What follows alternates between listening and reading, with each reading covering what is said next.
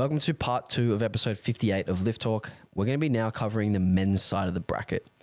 I also want to quickly shout out again Thirds Co for doing all the media in the lead up to the event, making each individual reel and all the athletes posters, and then being there to capture the moments on the day. Enjoy part 2. All right, everyone, we are back with the SBD Australia 2025 Cup preview show. We're going to do the men's side of the roster. Now, before we go into any of the battles, I want to give the roster. Who do we actually have competing in this competition? We've got 10 men. We've got Leonardo Sukitra. We've got Kana Chambara, Kevin Lai, Simon Chahade, Yanni Muselis, Sam Forsberg, Michael Rand, Josh Lanivia, Sam Butterworth, and Tony Reinmuth. JP, where should we start? Let's start with let's start with a bit of commentary about the weight classes that are represented. I think is a good starting point because we don't have any lifters in the 59s or the 66s. Yep.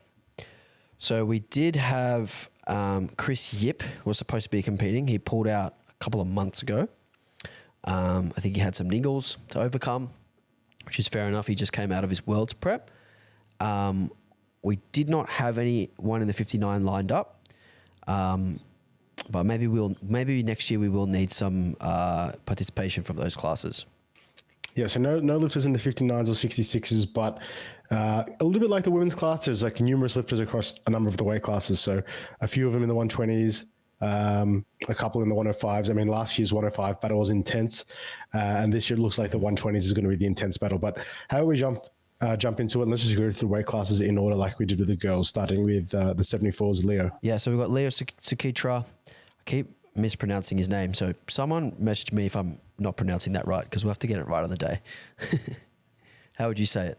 Yes, Susitra. I would have said it as a Susitra, but I will have to ask him for sure because I'm going to be announcing, you'll be commentating, so let's get that right. But very quickly earning a reputation as a legend of powerlifting in Australia. He's been totaling over 700 kilos in the 74 kilo class for the last 5 years, I think.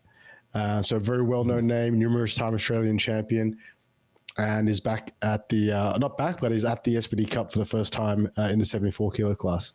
Yes, he's making his debut at SBD Australia Cup, actually under a new coach now, being coached by Joe Stanek. He will be just running his own race and competing against only himself. We were supposed to have Kian, who is also from Melbourne, but he's pulled out pretty recently too, so it's just going to be Leo running his own race in this one. As far as which records I think he's going to have a stab at, so his best squat is 280. And the current record is 283. So I can definitely see him having a stab at the squat record. Bench press, he is, almost 20 kilos away from, but, we'll be putting up a respectable bench press number. And then deadlift, his best deadlift is 312.5. Current record is 305. So the 312.5 was done back in the APA. So the APU, so not an APA record. So hopefully if those thumbs can hold on, he'll have the deadlift record as well. And importantly, the total record is 748, which is his own. And so anytime a lifter has the record, they're of course a chance of breaking it. They're clearly capable. And so, and that record, the total that he did was only earlier this year. So it's not an old record. It's not something that's, in a far gone past. It's something that's relatively current. I mean, albeit his most recent competition, the World Championships, was a little bit disappointing, about 30 kilos below his best. But we know that he's physically capable of, a 750 kilo total. It just depends on what he's able to put together on the day. Sorry. It's also worth noting that 748 came with a 10 kilo miss on his final deadlift. So, knocking on the door of 750 plus. And if he can put together a really good day where he sort of, maybe he goes after that squat record and knocks it over, equals his bench or does a little bit more, and then kind of gets back to that best deadlift around that 312.5 mark. If he can put all that together on the same day, he's going to be a couple of % above his record, which is going to be really competitive in this men's field. As I mentioned earlier, I think the scores in the men's will be a lot lower than the scores in the women's. Mm-hmm. So, every kilo really matters. And I think Leo will be at an advantage going first. And usually we assume like people going last, they're at an advantage because they get to decide what number they need. But I think it's actually an advantage mentally to just go, all right, I'm just going to do what I can do and put myself in the best position I can. And I'm going to see if these boys can beat me. And maybe they chase each other a little bit and they end up, leaving with me on top. So I think Leo's actually a pretty decent shot at the overall. Even though the total is so high in this weight class, I still think he's a pretty good chance at getting on the podium just because he's so well balanced across the board. He's so experienced. I know he won't let his ego allow him to attempt something that's just too much. He will take the weights that are the right weights. And if he puts together a day where he's really strong, then yeah, we could see him on that podium for sure. It's interesting you've mentioned that the 74 kilo total record, 748, is one of the stronger records. But when you look through the list, they're all strong records because the next weight class to look at is the 83s. And we have Kana Chambara, one of City Strength's own, lifting in this class. And the record total there is 792.5, also his own. Mm-hmm. Yeah, so Kana's had a disappointing nationals this year where I'm going to say only did 783.5, but he had a couple of misses. He just missed his last squat, missed his last bench press, and then he kind of pulled back on the deadlift a little bit to just lock in that silver medal so that the other boys below him couldn't overtake him. But Kana's someone who's made a ton of progress in the last few years. I think I said on one of my earlier Lift Talk episodes that he was my pick to be the first Aussie at Sheffield. I think I predicted that a year and a half ago. Hasn't happened yet. Hopefully it happens soon. But he is, really, really well-rounded. And even on that 792.5 day, he had a bench press where he literally just beat the rack call. So he lost 7.5 kilos on that day just from not following the rules because he's kind of still really new to this. So I know for sure that he's targeting over 800. I think he's looking on track for around 810 to 815 just based on how things have been moving. Holy smokes. Yeah, he did 2 singles at 307 yesterday on deadlift. His best is 316. He had room in that. He did 2 singles earlier this week at 290 on squat. His best is 300, and those moved quite well. So after a taper, he'll be coming in, he'll be flying, and he's someone who just always turns up to comp day and just he's always stronger on comp day than he is in training. Mm-hmm. So I'd be expecting around 305 in the squat, around 185 in the bench press, and around 325 or so in the deadlift. That's kind of where my expectations for Kana are. And, similarly to what I said about Leo, Kana won't let his ego get in the way and just take weights that are too big. Obviously, he's got John Tran in his corner, pulling him back and, keeping his head leveled. And I think that will help him just have a clean 9-for-9 day. He won't have anyone else in his weight class jostling him for those records. So he'll be able to kind of just focus on running his own race, putting up the total that he needs, and then just hoping that that's enough to hold off the bigger boys who will be deadlifting after him. And I think importantly, like you mentioned about Leo in the 74s, that he could score 102%, 103%. I think in order for Leo to do that, he'd have to have a really good day. Whereas it sounds like Kana is just on track for that. That's just where he's at right now, and would have to have a bad day to not hit 102 or 103%. I mean, if you're saying that he's looking strong enough to put together 810 or even 815, that's already your 103%. So he's definitely very talented. I mean, in his second meet ever, he scored 500 dots, something that I still haven't done yet. And so he's definitely very talented, improving. And his best total of 792.5 was a year ago. And so if he's improved in that year, then that 810 or 815 mark is very reasonable. Yeah, absolutely. He's certainly one, I think, who could end up in any podium position. I think he could win the whole thing. He could come second, could come third. I think he's got a very high floor and also a very high ceiling in terms of where he could end up on this day. And I don't think I've ever actually watched him compete live, but what I have seen online is he is a bit of a showman. He loves the energy and stuff. So he's one of the lifters I'm really looking forward to watching hit the platform. Yeah, and obviously he's the only lifter we have who trains at City Strength HQ who's competing this year. So he does have the home court advantage. He'll have all his friends in the crowd. He's benching on the rack that he literally trains on. He's lifting in the room that he always trains in. I think that will give him maybe an advantage. I guess we'll see. I think there's definitely an advantage there. I think sleeping in your own bed, training in your own gym, having your friends around, having the energy of the whole gym, all the members of the gym and everyone that's that knows him so well. So that'll be really, really great spectacle to watch in the 83s. And he's the only lifter in the 83 class that we have. Yeah, we need to get Nathan Tannis in 1 year. He's been invited both years. He's turned it down. We need to get him in there. I want to see the battle. Yeah, and it's worth noting that Nathan Tannis, who isn't lifting, has totaled over 800 before, just not an official total record. So Kana will, although he does have the record technically, I'm sure part of him does want to, blow past the Australian best, so to speak. Yeah, and he said that even though he's actually said to me before that even though he is the one with the total record, he doesn't feel like he's the best in Australia because A, Tannis has totaled more, and B, Tannis actually beat him head to head at nationals this year. So Kana knows he's not the top dog, but he wants to be the top dog. Yeah, very motivating for sure. And I know he's a very competitive guy, kind of strong, very competitive in the 83s. Onto the 93 kilo class, we have two lifters. Yes, we do. We have Simon Chahade, who's this year's, I believe, bronze medalist at nationals. Yeah, that's right. Bronze medalist at nationals, won junior nationals last year, known for his enormous deadlift. Going up against Kevin Lai, who actually, similarly to Ainsley, signed up yesterday, was initially invited when we did the first round of invites after his awesome performance at Open Nationals this year in the 83 class. He said no because he's just become a new father. Obviously, he knew he was becoming a father after Worlds, and he wanted to, ensure that he didn't try and do too much during that period of time. But his training has just continued to pop off.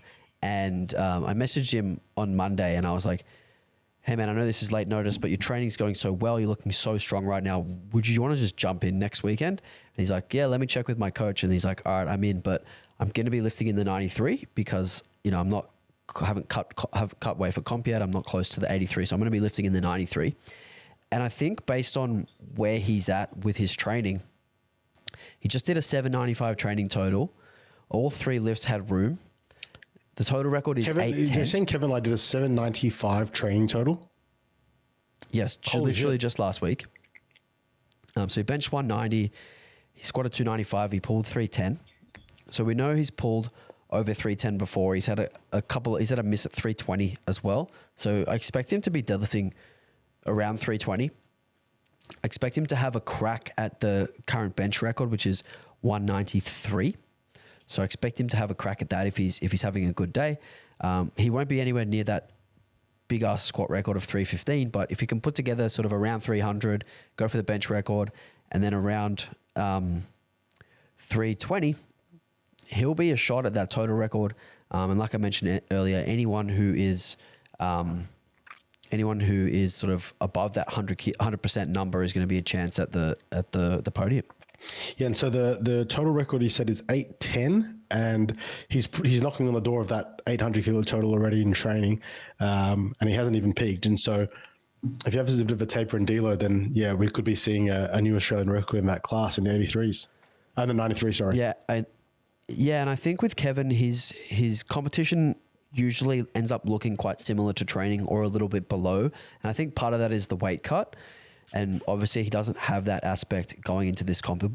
First of all, it'll be interesting to see what he weighs in at. Like, what's his actual training weight look like? And then the second part will be interesting how that affects his performance, what this looks like. And maybe if he does go above that 800 or, break the 810, maybe he just decides to stay as a 93. Yeah, it could be a turning point in his career. You never know. But I am curious, is he going to weigh in at 87, 88, or is he going to be 91, 92? Like, that'll be an interesting take. His last competition was IPF Worlds in June this year, so about 4 or 5 months ago now. Yeah, awesome to hear that he's jumped in last minute. It always takes a little bit of courage to do that. Yeah, so he'll be battling Simon Chahade, who, as I mentioned earlier, enormous deadlifter. As I mentioned earlier as well, he came third at Nationals this year, but he may have actually been the strongest lifter on the platform. If you look at the attempts, he squatted 277 but missed 285. That was actually on depth, quite a comfortable squat. And he benched 172.5 but missed 177.5. That was actually just from beating the press call. So a couple of execution errors there from Simon that if he can clean up and he can pick up those 12 kilos plus just extra baked in progress, being such a young lifter, up and coming lifter, I think we could see Simon do like 820, 830. because he attempted that 360, which would have given him the win at Nationals, but he wouldn't have needed anywhere near that if he had just picked up those kilos earlier in the day. So it's very possible that if Simon had executed earlier in the day, he would have been the national champion this year already, and he would have that record next to his name already. So again, I mentioned this with a couple of people already. The total that's on the paper and what he's actually done in competition isn't quite reflective of how strong he is. So it will be interesting to see how he plays his cards, whether he's a little bit more conservative early in the day to kind of build that total and leave room for that big deadlift, or whether he's like sort of cleaned up that execution stuff. Definitely one to watch, and he is not shy about putting on whatever weight on the bar that he needs. Like, he's done some crazy deadlift attempts in the past, and he's very much a like, I want to win at all costs type of lifter. So if it's 370, if it's 375, if it's 380, like, I think he'll actually just put whatever it takes on the bar. I think the one thing that's standing out to me, looking at his previous results and what I've seen of Simon, is that he's a little bit kind of, as you said, a few execution errors, a little bit chaotic as a lifter. I think in all but one of his comps, he's missed a squat. He's got a number of missed deadlifts across his career. So not the highest strike rate. And I wonder if that's something that he's improving on and figuring out. And this could be the meet where he puts it together and goes 8 or 9 out of 9.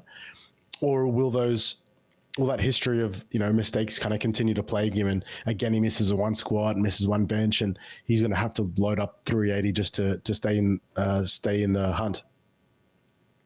Yeah, I really hope this is the kind of turning point for Simon. He's someone who's just got so much potential. Everyone around him can see it. Everyone backs him to do whatever it takes to succeed. Whatever number on the bar, everyone around him thinks he can do it, which I think is fucking awesome to have that level of support. But I think he also needs to kind of take a step back and make sure he gets that execution right, because he could legitimately be the best 93 in Australia. And I think he can do it at this comp. Yeah, and I mean, the thing is, he's young. And this is his first year out of their juniors, and so he's still got that growth, still got that. He's still dialing in his form, like you said about who did you say about Kana, when you mentioned about Kana missing a bench press? He's still figuring things out. Similarly, Simon, he's got a bit of experience already. He's competed at the Worlds, a couple of nationals now, but he's, all those like dialed in bits of form are still coming together. So, I mean, if you're saying that if you put, based on what you're saying, it sounds like he could put together 820, 830, which again is around that 102, 103%. Yeah. I think the winner of the men's is going to be in that sort of 103, 104%. And if some of the lifters that we talk about do underwhelm, maybe it'll be 102 and maybe it'll be Simon. So again, someone who's super interesting to watch. Is actually going to be really interesting to watch Simon as well, because usually he's the last deadlifter in the flight. He will not be the last deadlifter in the flight in this competition, because there'll be Sam Butterworth, there'll be Michael Rand, there'll be a few other people who might be deadlifting heavy then. I mean, maybe Simon will be last. Maybe he will. But it'll be interesting to see where he kind of slots himself in, because if he isn't the strongest deadlifter, we know Sam has pulled 363 in the past. Simon probably would attempt that, but maybe he'll slot himself before one of those guys. Maybe he'll just wait until the end and do whatever's necessary, which I think is another little interesting subplot, is like, where will Simon kind of slot himself in towards the end of that final round of deadlifts? Yeah, and I mean, even though we're barely halfway through the list of the male lifters, but one thing that's standing out to me is a lot of these lifters are going to have to make decisions as to how much risk are they willing to take. Are you willing to risk it to jump 2 or 3 placings, to beat your opponent, to go for that total record in your class, or do you hold back? It's going to be very, very challenging for the coaches already just looking at these first few lifters. So a lot of tough decisions to be made in that second and third round of deadlifts for sure. Yeah, there's a lot of things like, okay, do we attack the deadlift record? Do we attack the total record? Do we attack a particular placing? Like, do we for defend a our place? percentage? Like, yeah. Do we go a little bit conservative to defend our place and maybe give up a total record or a deadlift record? Like, what are those kind of scenarios going to play out? And I think that'll be really, really interesting to see how it all goes. All right, so the 105 kilo class next, we have 2 lifters in there.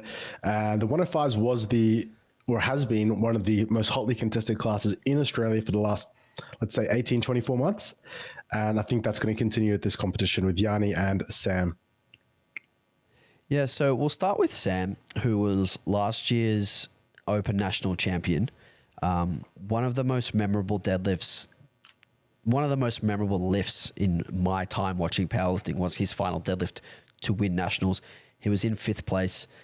He kind of just like chilled in the shadows until the end, and they struck. They took a 22.5 kilo jump, and he was able to pull 345 for the win to beat both 3rd place and 2nd place on body weight. So the podium was all the same total, 822.5, and that was last year. Sam since then has only put 2.5 kilos on his total formally, but he's gotten a lot stronger since then. Yeah, he's gotten a lot stronger since then. If you look at his last competition, which is where he did the 825, he missed a 5 kilo jump on bench, and then he missed a 29 kilo jump on deadlifts. Obviously, that was a bit of a Hail Mary. That was an attempt for the win, but it was not so inconceivable that he wouldn't attempt it. So like there's been progress made on that deadlift. There's definitely been progress made on his bench press as well. He was kind of stuck in the low 180s. I know for sure that he's done 190 in training and a little bit more than that. I know he's actually attempted 200 as well, which would be, if he can bench 200, I think he's going to be definitely above the total record. So he's kind of like improved on where his biggest weakness was in terms of where the field was. And his squat just continues to improve comp to comp. So Sam is someone who, if he puts together a good day and makes lifts, he'll be one of those guys at the end pulling last around Simon and Sam. And it'll be interesting to see what he's pulling for. Is he pulling for the total record, which is currently 863, which is almost 40 kilos above what Sam has done in competition. But, is he going to be pulling for that?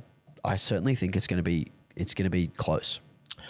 Yeah, and this goes back to what we were saying before about what decisions are these coaches and lifters going to be having to make. Does he stretch himself to chip the record? Like if Yanni doesn't break the record, does he go, okay, if I can break that record by half a kilo or whatever it is that worth it? I can get a little bit of a cash prize there. I'm not going to win the competition, or do I just defend and score a good total for myself and feel like I've made some improvements? Some decisions to be made there by the coach. I think 863 is a bit of a stretch. Like he has been at that 822 mark for a while. He has improved, as you said, but a 40 kilo improvement is pretty hard to come by at this level. Yeah, I do agree. I mean, if we just say if we look at his last total, his deadlift was 337.5. I think it's probably conceivable that he can put 20 on that. So there's 20 in that. Bench, I think it's pretty conceivable he could put 12 to 15 on that. And then that just leaves a little bit left on squat. So as much as it looks like a lot, I think that he's closer to 863 in terms of his actual strength than he is to 825. Sure. I think he's actually quite close to it. So I think it'll be quite interesting. I don't think he'll be strong enough to attempt the squat record, which is 323. He won't be strong enough to attempt the bench record, but he could be strong enough to attempt the deadlift record, which is 357.5, which is Hung Fan's record. I could definitely see him having a crack at that. And if he's able to do that and then put together 6 made lifts earlier in the day, he'll be within shot of that total for sure. And yeah, like I said earlier, going back to the decision, do you go for the deadlift record? Do you go for the total record? Some decisions to be made, but definitely within striking distance of the... It sounds like you're saying he's within striking distance of the total record. We'll have to wait and see. And the other lifter in the 105 kilo class is Yanni Muselis. Mm-hmm. So Yanni's best total is 850, which he did quite recently, actually in August at a local meet. But if you go into his open powerlifting, you look at that meet closer. I was actually there spotting, so I was right up really, really close to that one. He squatted 325 as his second attempt, and he missed 340. Now, 340 would be 17 kilos above the current squat record. So I think there's almost no chance he doesn't break the squat record. I would expect him to do it on his second attempt and then push it as far as he can on the third. He benched 200 and he missed 205. I think I would expect him to be sort of in that range at SBD Cup. And then he deadlifted 325 but missed 335. And that one was quite close as well. So if we add up all of those misses, he's into the 870s. And if he can just put together a day where he's a little bit more conservative and he takes the attempts that he definitely can make as opposed to the ones that he wants, I think he'll be for sure above the 863. Yeah, I mean, like if you take that 850 total and add 10 kilos to the squat and add 10 kilos to that deadlift, yeah, that's already that 870 mark. So it looks like he'll score, 101% or so.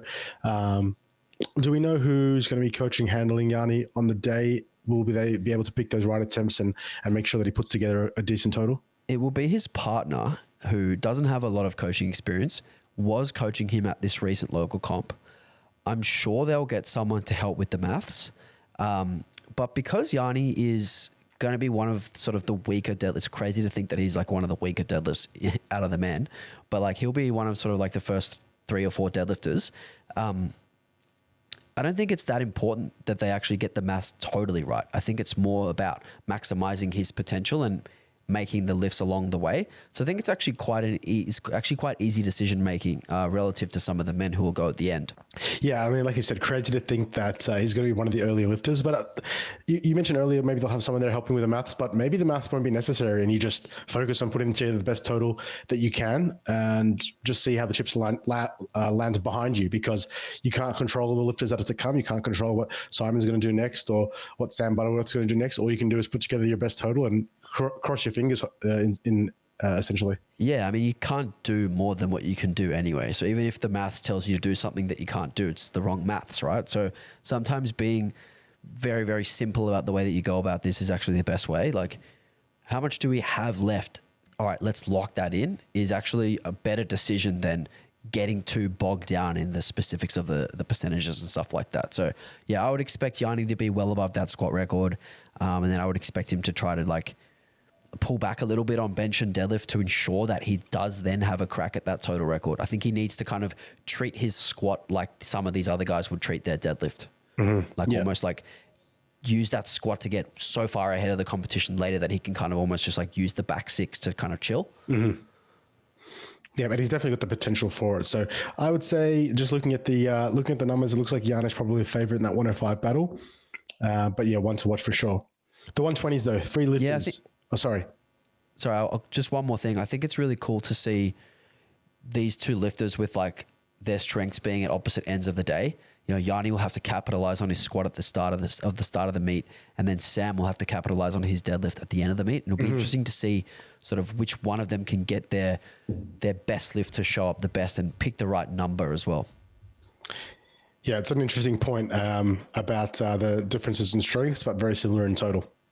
All right, moving on to the 120s. We have got 3 men lifting in this weight class. We've got Josh Lanivia going up against his old foe, Sam Butterworth. They've done battle at the last 2 nationals with Josh edging him out in both instances, with Sam being within striking distance to have an attempt at the win.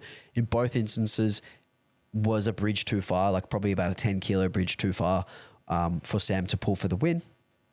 With Josh taking the win in both national championships. But we've got a new guy added to the mix who was previously a 105 and a very, very experienced lifter in his own right, Michael Rand, who's been competing since 2017. He's done over 20 meets now. Is a multiple-time national champion as a 105. And he's made in my opinion, really, really smart decision to move up. He's sort of been in the 820 to 835 range for a few years now. And I think what was holding him back was actually not letting himself gain weight and move up to the 120s. He's quite a tall build compared to, a lot of the 105s you'll see. He's probably 5 or 6 inches taller than Yanni and Tom Chaplin and some of those other more nuggety 105s. Whereas Rand is a bit, taller and broader and was definitely struggling to fit into the 105 class and continue to fit into it for the long term. So really, really interested to see what Michael will do. The total record is Josh's. It is 886, which is a fucking huge number. And Rand's best total is 835.5. So it's over 50 kilos below that total record. But I have spoken to him and he does expect to be around 880, which I think would be like awesome to see. And when you do look at his 835.5, he actually missed a 17.5 kilo jump on his second to third squat. So, if you give him that, he's at 853, which I think is like certainly knocking on the door of looking like he can progress into the 880s. So it'll be really interesting to see how he holds that body weight.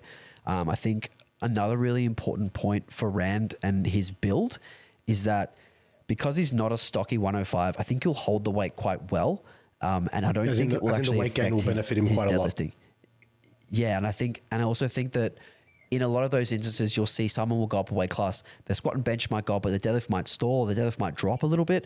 I think in Rand's case, because of the way that he's built, I think his deadlift will actually continue to progress. I think he's actually leaning into his strengths here by going up a weight class. So really, really excited to see what he will do. He's been squatting 300 and benching 195 to 200 for 3 years now, and not much progression. So I think it's definitely time, definitely a good choice. And hopefully we see some nice improvements on both of those subtotal lifts. So yeah, as you were saying, Michael, around jumping up a weight class. Meanwhile, the other two lifters, Josh Lanivia and Sam Butterworth, are veterans of this 120 kilo category. Yeah, so like I said before, Josh has had the chockies over Sam the last couple of times. Josh is also still pretty new to powerlifting. He's only just under 4 years into the sport. Went up to the 120 class after 2022 nationals. So basically 3 years ago, he went up to the 120 class. And since that moment, his total has gone from 770, 820, 862.5, and now 886. So he is on this crazy trajectory, just moving on up and just shifting the goalpost for what, we thought was possible in the 120 class. And yeah, I think for sure he'll have his eyes set on 900. I know no one has done 900 at 120 in Australian history before. The closest ever is Cameron McKenzie with 888, which was done back in 2016. It's like almost 9 years ago. I know Josh will definitely want to take over that 888 mark and push into the 900. So it'll be interesting to see, how much strength he has gained. Yeah, and his most recent competition was the IPF Worlds this year. Like a couple of the other lifters, or a number of the other lifters that are competing in the SBD Cup, they totaled 880. So not quite the 886 that he did at Nationals, but more or less around the same mark, similar numbers across all three lifts. One thing I noticed is he's got a very good strike rate, high number of good lifts on his scorecard there and on his lifting history. And so you can expect that whatever weight goes in the bar, there's a pretty good chance you're going to see white lights on that lift. And so, will he push towards the 900? If he does get towards 900, that's around that 101.5%, 102%. So another one of the lifters that's, 1 or 2% above the record. And again, a lot it's going to hinge on how other lifters are making their lifts if Josh is going to be competitive in the overall. Yeah, and one of the interesting points is that squat he missed at Worlds was actually overturned by the jury. So he actually made it. He actually did stand up with 332.5. He was overturned for depth. So that would have given him 890. So, wow. Just to think that, another 4 months into the future with someone who sits below 120, like he's not one of those lifters who's 123 cutting down. He sits at 118 all the time. So he's just continually growing into the class. I can see him doing sort of like 340, 230 and 340, something like that. That would be 920.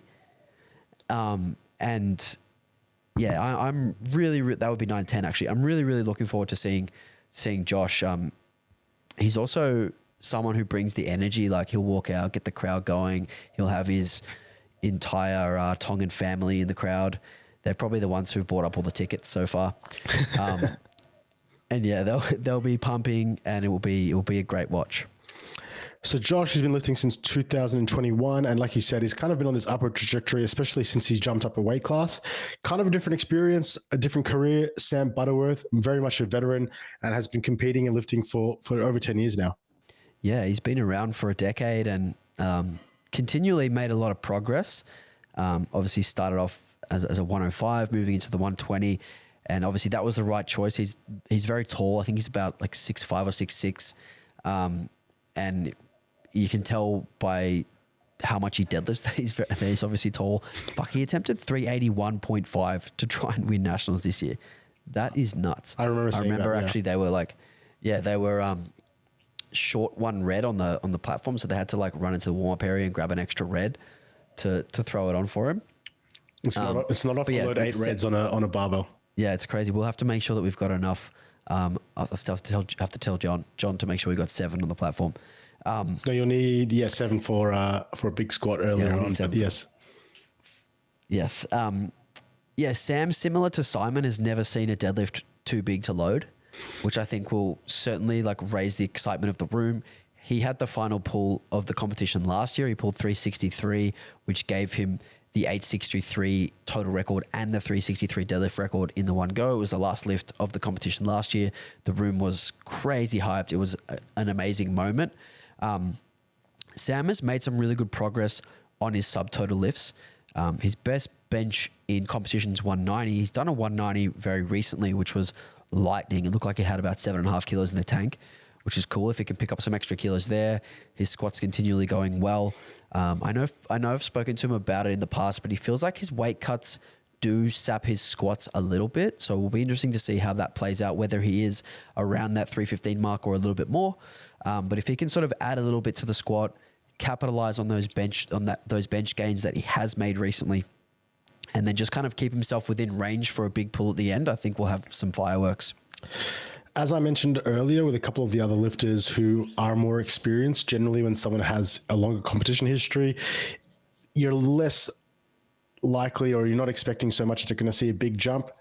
He's been around that he has been around the 850, 860 mark the last couple of comps. I would be very surprised if we saw him knocking over that total record.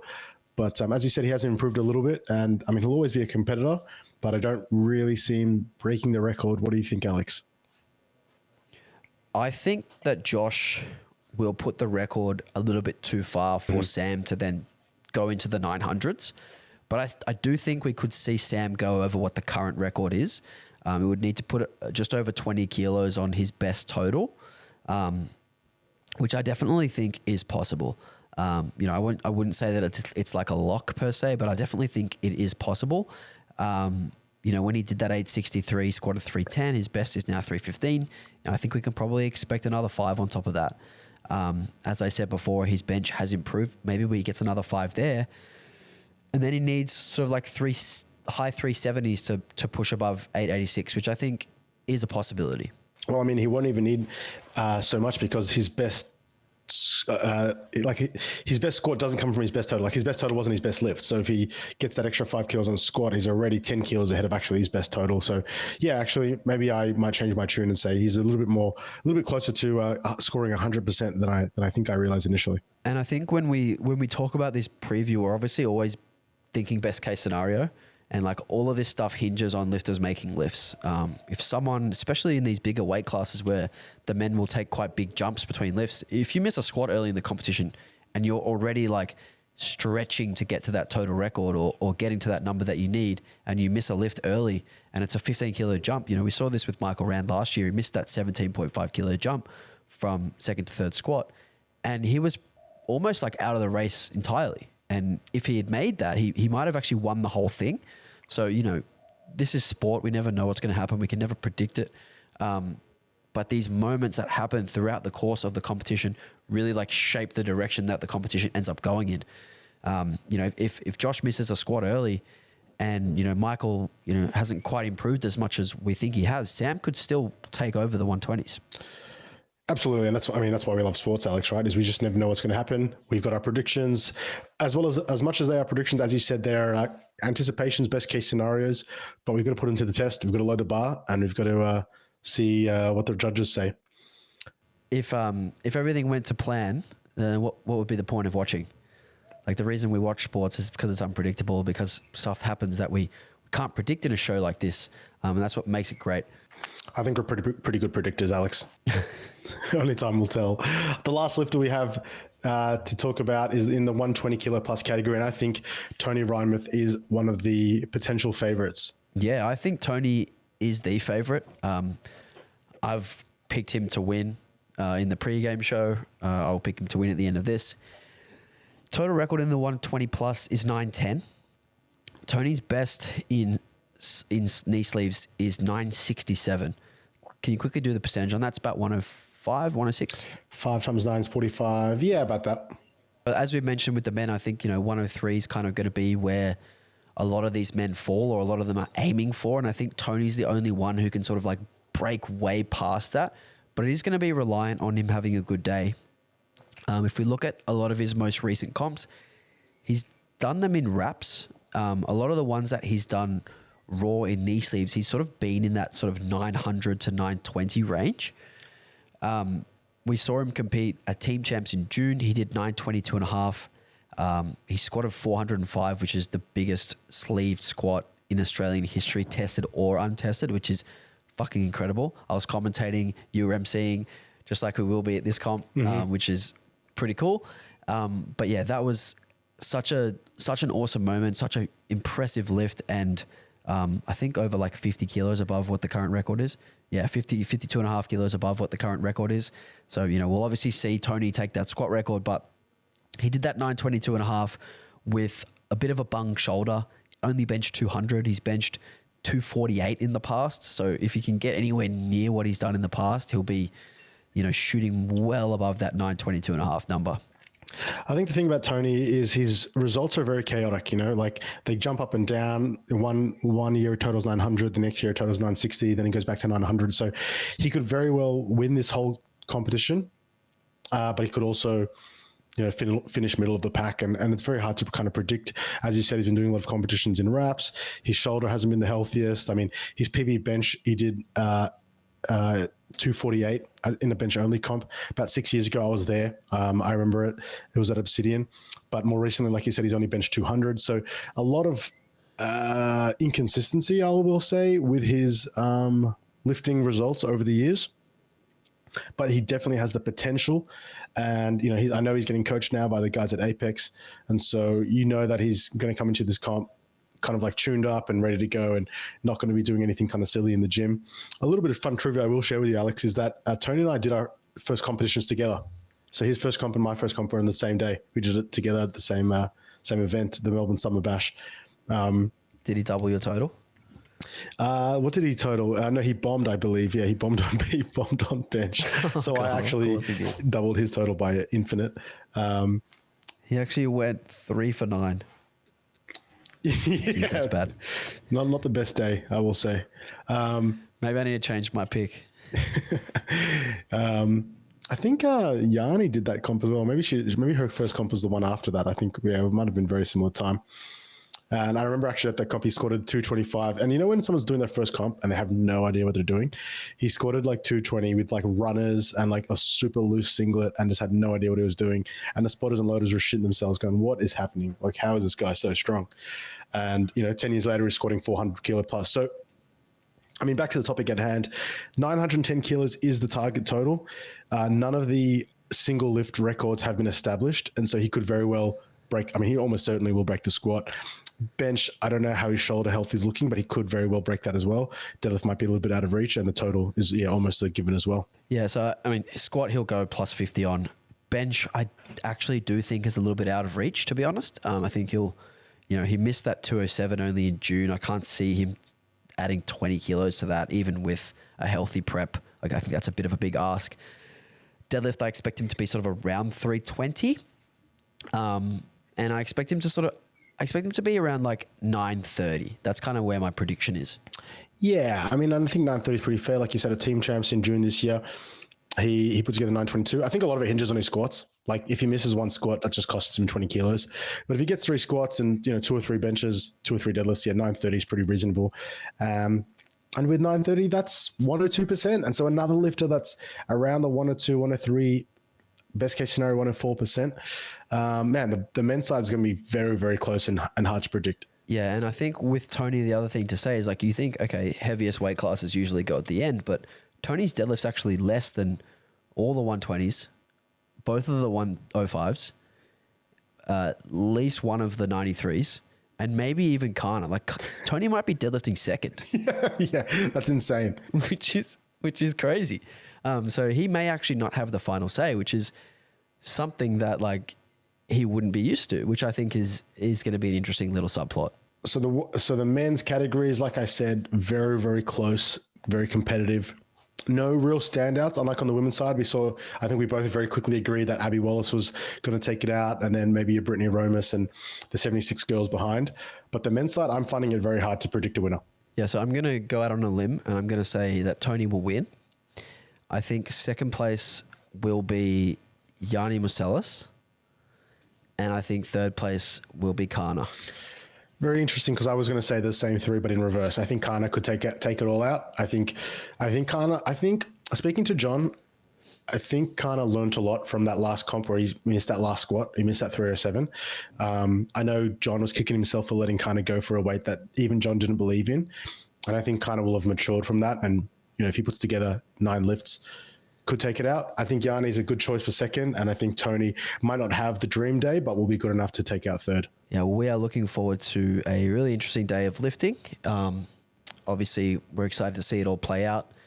JP, you'll be front and center, front of house, cheering up the crowd and ensuring everyone knows what's going on. And I'll be talking to you guys on the live stream throughout it alongside Rory Lynch.